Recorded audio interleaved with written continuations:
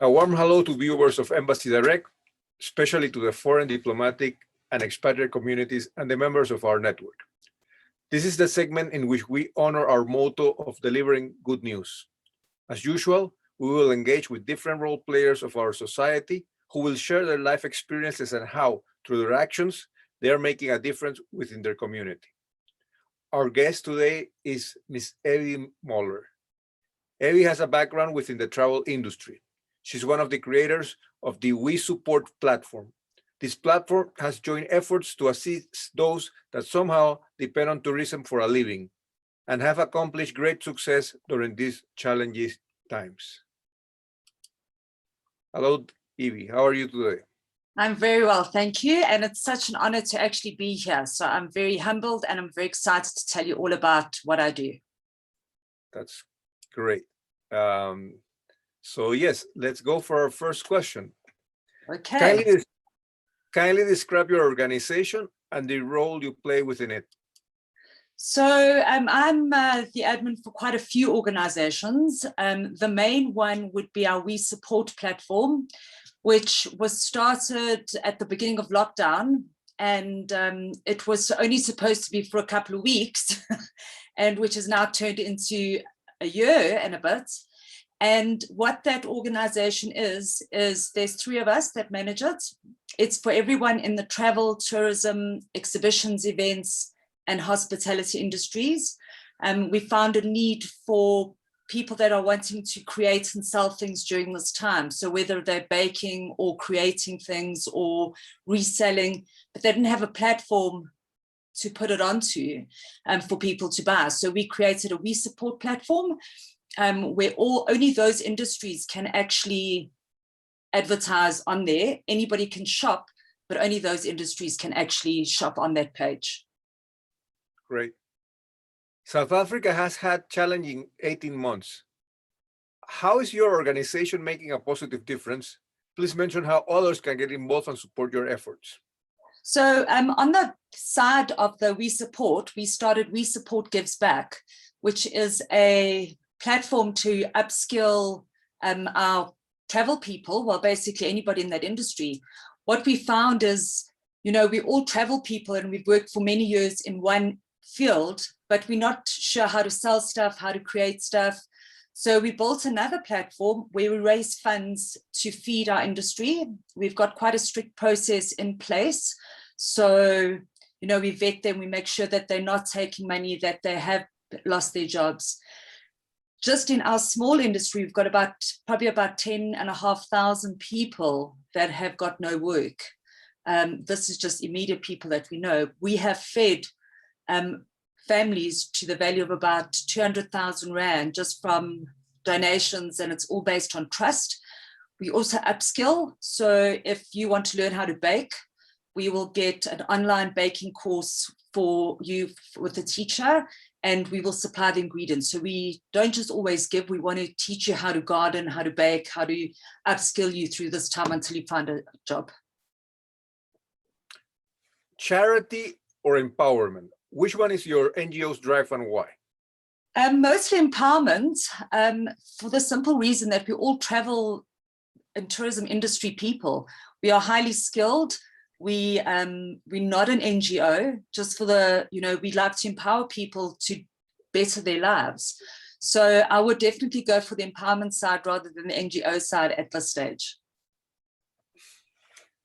How can excellent leadership in South Africa improve the country's perception globally, and how do you foresee this helping citizens?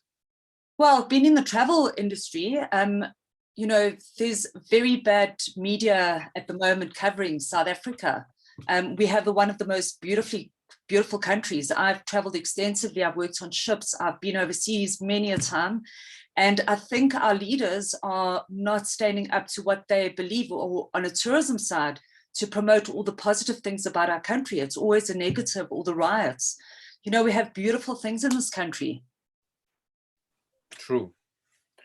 What role do you see foreign countries playing within South Africa's successful future? Well, I think also back to the industry, you know, leaders in different countries should be promoting how beautiful this country is.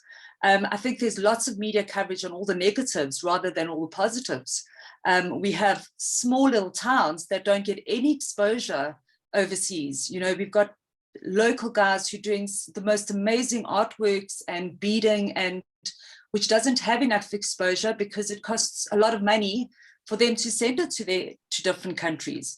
So if we just open those channels for our guys in South Africa, it'll be a lot easier for them if the other countries can just open it more for South Africans. What do you foresee the role of African countries playing in a more positive future for the continent, with particular reference of how they can work together? Well, I think at this stage, with COVID and everything being in place, a lot happens with our borders. So African countries need to start working together rather not against each other. The African continent itself, we have still so many rules and regulations in place by not helping each other. And I think if we actually just look at the broader spectrum of the country as a continent, we'll be able to open things to them. Going back to your group We Support, yes. What are the key challenges the organization is facing currently? Sure, there's plenty. Social media was always a good platform to advertise products, but unfortunately now there's just so many platforms and so many people on social media. So trying to get people to come onto the We Support platforms to see our showcase, all our stuff, is the biggest challenge. People don't have money at the moment. That's our perception, but I do think lots of people have money. We just need to try and drive them onto the platform. So that's the first challenge. Second challenge is people just don't have food. So on our We Support platform, we get lots of people asking for funding for food parcels, for vegetables. So our biggest challenge is how to feed them, how to raise money, and how to get the people onto the platform. Many South Africans want to be part of the solution, but do not feel they know where to start. May you give them some advice on ways they can get involved and started? That would be amazing. I think people also always think it's a mandatory, they have to give money. And the first couple of months, I was asking for 20 Rand, which was also difficult, and people just didn't have 20 Rand. But there's a lot of people that have got valuable knowledge that are able to teach you on coaching, life skills. They have time. Time is probably the most valuable thing people can give us at the moment. Upskill, if you're a teacher and you're able to teach their kids that they can't afford to go to school at the moment, do that. Give back, pay it forward. We have a lovely part of our We Support. We support All That's Food, and a lot of the restaurants are giving back to the travel industry. They're giving a meal in return for some social media coverage.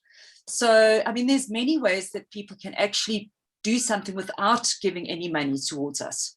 It's either packing or doing a food parcel for me, or just sharing our platforms with people that are able to come onto our platforms.